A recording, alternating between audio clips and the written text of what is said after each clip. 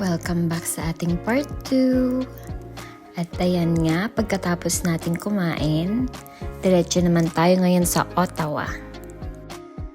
Ito yung last tourist spot na bibisitahin natin ngayon dito sa trip natin na to. Next time na namin bibisitahin yung iba kasi hapon na din. So after natin mag-ikot-ikot dito, wag na kayong mag-expect ng sobra kasi uuwi na talaga tayo. Ayan, sa area na to kami nag-park kasi dito mas maluwag ang parking. So kailangan naming maglakad para marating namin yung Parliament. Kaya stay tuned, samahan nyo akong maglakad-lakad, mag-sightseeing tour.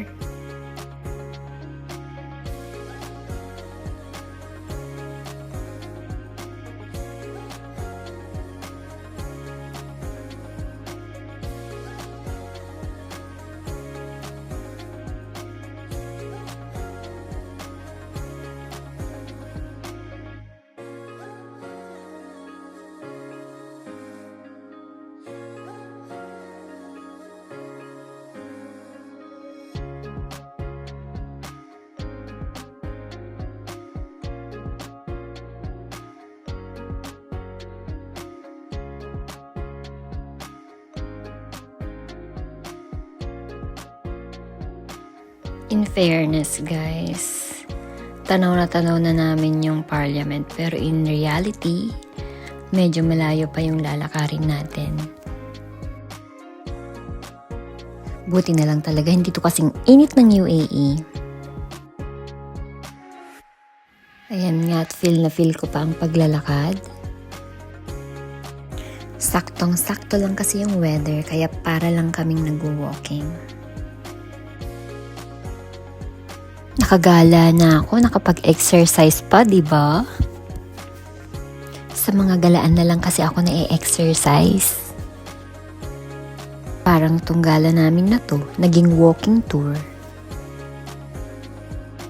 Pero kung ganito ang magiging exercise ko araw-araw, why not? Siyempre gusto kong gumala araw-araw, no? Ayan, natanaw nyo na ba? Palapit na tayo ng palapit guys. Malapit na, konti na lang.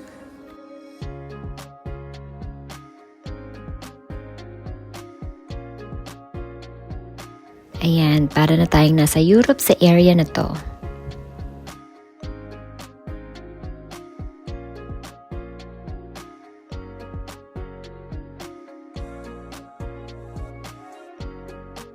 Say hi sa whole cast ng vlog na to.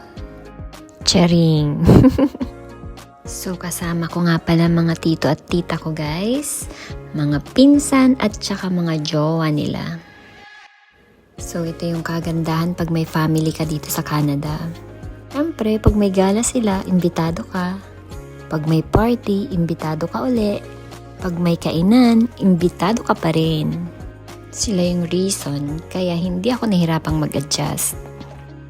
At syempre, kung bakit din ako nakakagala ng bongga.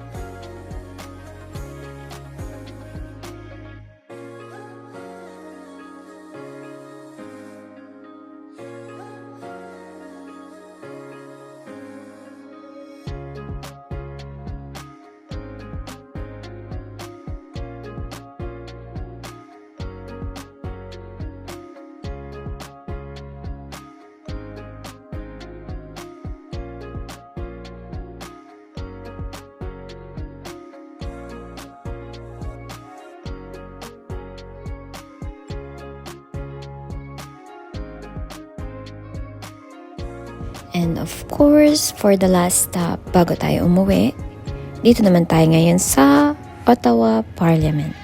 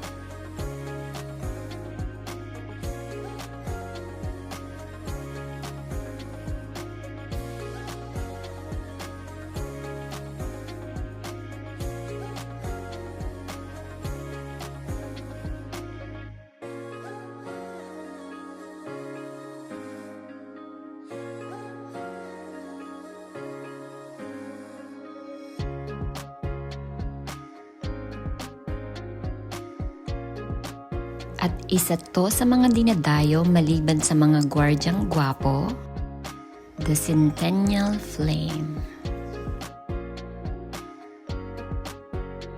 Gusto kong maghanap ng gwardyang pogi pero pagod na ang lola nyo. Kaya ayan, aaura-aura na lang ako dito.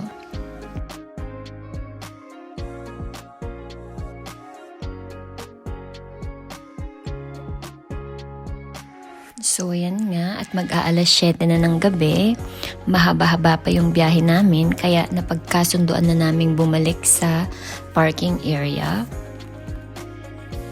So masarap mag-ikot dito guys pag meron kayong dalang bike or e-bike kasi masyadong maluwang yung area.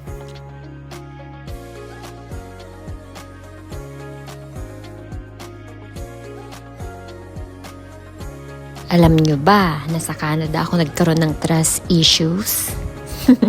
Charot. Kasi naman, imagine nyo nung bagong dating ako, alas 9 na ng gabi, may araw pa rin.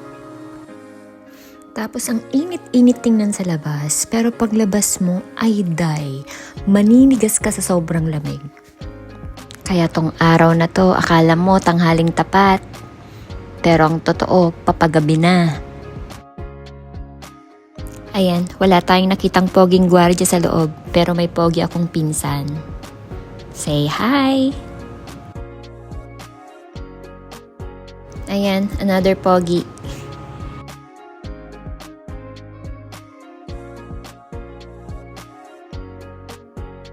So tara na, balik na tayo sa parking.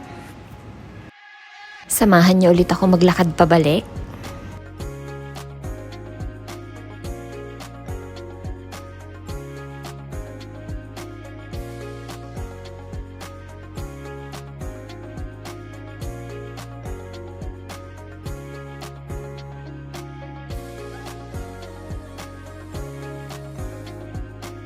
At iisang ikot pa nga tayo bago tayo makalayo.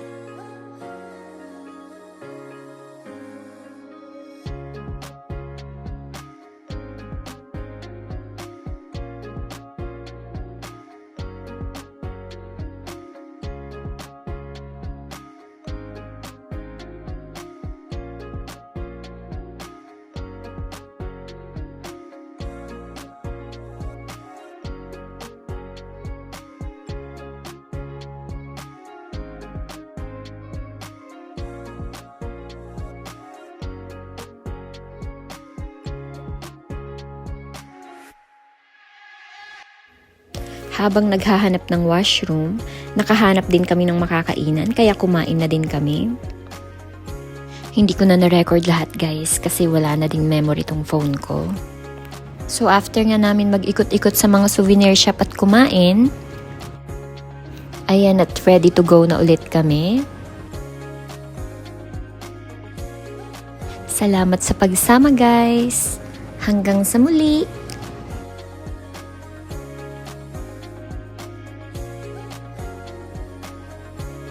Paalam!